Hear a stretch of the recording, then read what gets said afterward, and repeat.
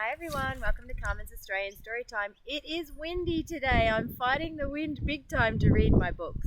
But what a beautiful spot to read a book. Can you see my friends over there in the background?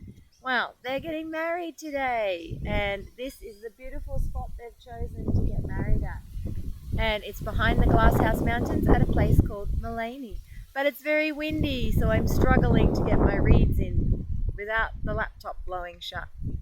And I'm reading A Hat Full of Gold, a pirate story, written by Lisa Thompson and illustrated by Craig Smith and Lou Keeler. The blurb says, Captain Redbeard has lost his hat. He offers a hat full of gold to the pirate who finds it first. Who will it be? Oh, a treasure hunt. And you might be able to read along. Captain Redbeard was asleep in his hammock. He was dreaming of treasure. When he woke up, he had a strange feeling something was missing. What was it? Fingers the parrot was on her perch. Bones the sea dog was in the lookout. Lizzie the first mate was at the helm. What's missing? Captain Redbeard scratched his head and patted his hair. Patting his hair felt strange. He patted it again. He knew what was missing. My hat, said Captain Redbeard. My pirate hat is missing. Captain Redbeard looked under the hammock. He looked above the hammock. He looked right. He looked left. There was no sign of his hat. A hat full of gold for the pirate who finds my hat, said Captain Redbeard. Get to it like flying cannonballs.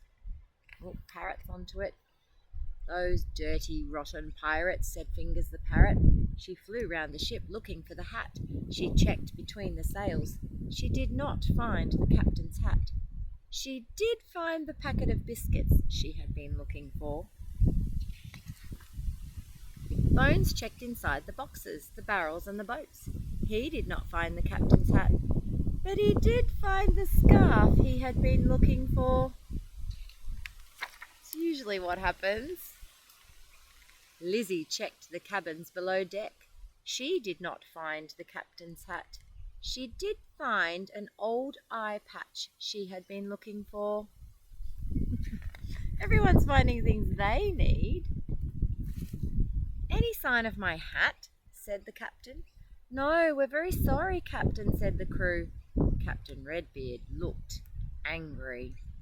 It is frustrating when you can't find something, especially when it's precious to you. He went to get out of his hammock. He got tangled and twisted. Thud! He landed on the floor. A squashed black pirate hat landed on top of him. Captain Redbeard had been lying on his hat.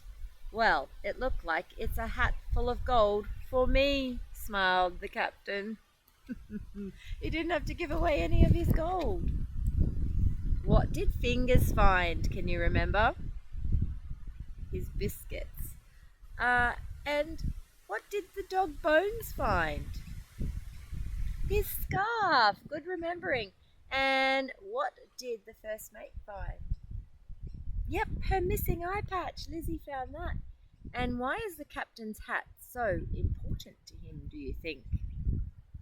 Well, would a pirate be a pirate without his hat and his eye patch? I don't think so. Thank you for joining me on Carmen's Australian Storytime, and I look forward to reading to you again soon. Bye for now.